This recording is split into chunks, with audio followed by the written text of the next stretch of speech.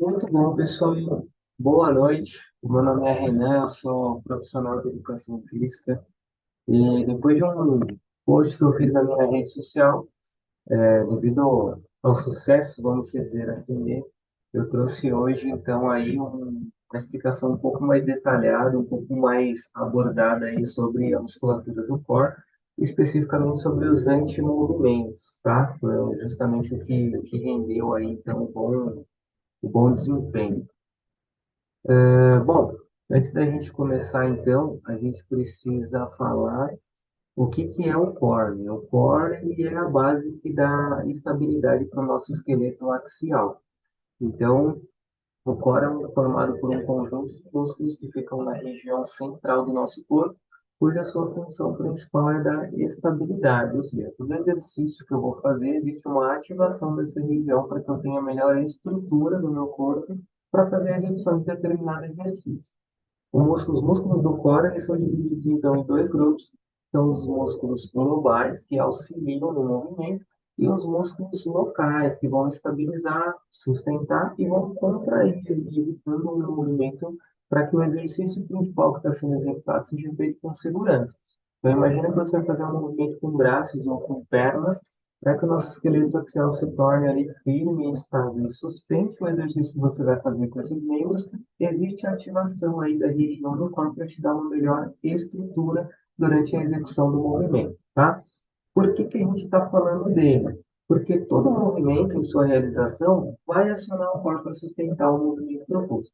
Então, se você vai fazer um movimento de rotação de tronco, um movimento de agachamento, um movimento de flexão de braço, por exemplo, são movimentos que vão exigir aí uma ativação dessa região do corpo. Então, é muito importante que a gente fale dele, que você conheça ele justamente para, se você é profissional para escrever os seus exercícios, e se você é um praticante de atividade física, entenda como essa musculatura funciona para que ela te dê cada vez mais segurança na atividade que você for praticar.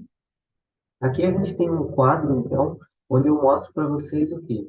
Os músculos do core locais e globais, tá? Eles estão divididos aqui em lombar, abdominal e quadril, desde os músculos globais, quais são eles de cada região, e os músculos locais também. Os músculos locais têm uma função maior de estabilização, então eles contraem para evitar o movimento.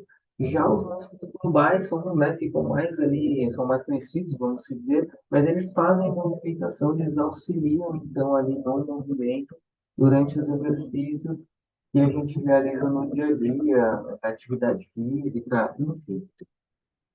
Também outra coisa importante para a gente falar é justamente os planos de movimento.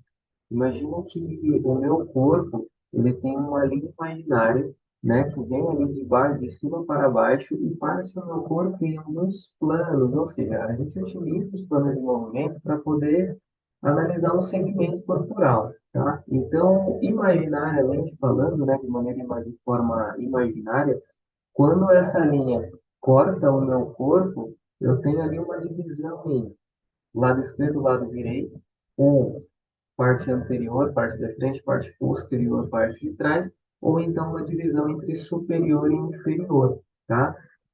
A nossa coluna ela é tridimensional, então ela vai se movimentar nos três planos de movimento existentes. Nossa coluna ela faz movimento de flexão, de extensão, de flexão lateral e de rotação. Aqui eu botei de uma maneira simples para vocês compreenderem: frente, trás, lado e gira. Esses são os movimentos que a nossa coluna faz, tá? Por isso ela é tridimensional. Já a estabilidade do core, aí eu venho com uma perguntinha aí, né? Se a função do core é estabilizar, de que forma eu trabalho isso? Então, se a função da minha musculatura é estabilizar, ou seja, dar segurança, sustentação, eu preciso provocar o meu corpo a movimentos que ele não deveria fazer, vamos dizer assim, e fazer com que essa musculatura responsável faça a devida contração para evitar que esse movimento aconteça, tá? E que tipo de situações são essas? Eu posso colocar no meu corpo onde a força da gravidade vai forçar esse movimento e com a ativação dessa musculatura eu consiga evitar que esse movimento aconteça através de acessórios sensoriais e cognitivos. Então, eu posso, por exemplo, num exercício de estabilidade, eu posso pedir para o meu aluno fechar os olhos. Isso já vai aumentar a dificuldade do exercício, exigindo uma maior ativação ali daquela região. Ou posso trabalhar com exercícios cognitivos. Então, por exemplo, um exemplo é pedir para o meu aluno contar os números de trás para frente, falar os meses do ano também, falar os meses do ano por ano de dois ou de trás para frente, são formas de trabalhar de maneira cognitiva. Isso vai fazer com que o corpo, né, tenha ali um desempenho onde exija mais a região do corpo, porque ele vai estar dividindo a atenção, né, a consciência corporal do meu aluno mais o exercício cognitivo que ele está fazendo.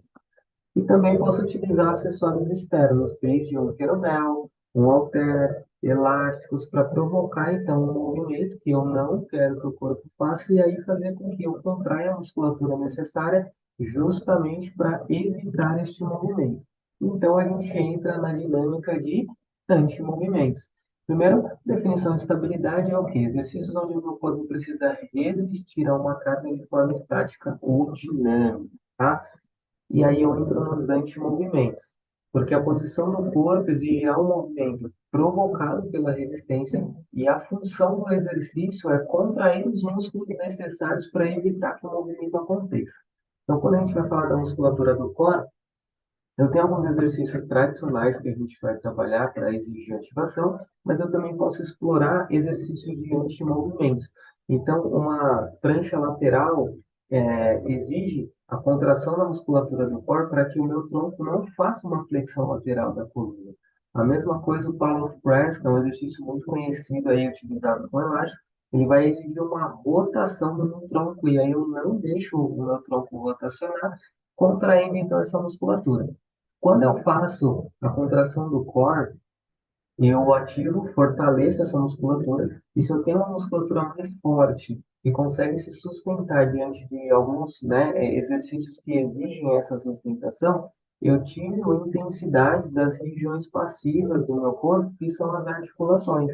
Então, se eu tenho uma musculatura mais forte, eu coloco menos condição de sustentação nas minhas articulações, dando uma melhora e condição, principalmente para quem tem algumas já restrições de movimento relacionadas a questões articulares, como hérnia de disco, que é muito comum, infelizmente. O sedentarismo também faz com que as pessoas tenham a musculatura mais frágil, aí aumentando a pressão sobre as articulações. Então, ainda que você não goste de praticar atividade, é importante que você faça o mínimo necessário para que o seu corpo tenha condições de te dar durabilidade mesmo no dia a dia que você faz a sua atividade diária, tá? Então é muito importante que você se atente a esse treinamento do core para que você tenha condições, desde fazer as atividades que você gosta, ou até mesmo possa ter uma qualidade de vida que te permita, né, viver por muitos anos ali sustentando o seu corpo de uma maneira precisa e sem as vamos dizer assim, a condição que o tempo vai levar para o seu corpo, né? Como a idade, né? A atrofia muscular depois de um certo período, ela vai aumentando se você não exercita o seu corpo. Então é muito importante que você cuide dele, tá? Bom, essa aqui é a explicação que eu tenho para vocês sobre anti-movimentos. Então, dei um pouco mais, né, um pouco mais detalhado, dei uma pincelada aí no core, justamente para a gente compreender um pouco mais os objetivos de anti-movimentos e a ideia de trabalhar, então, aí a musculatura do core, tá? Muito obrigado, espero que vocês tenham gostado e até a próxima.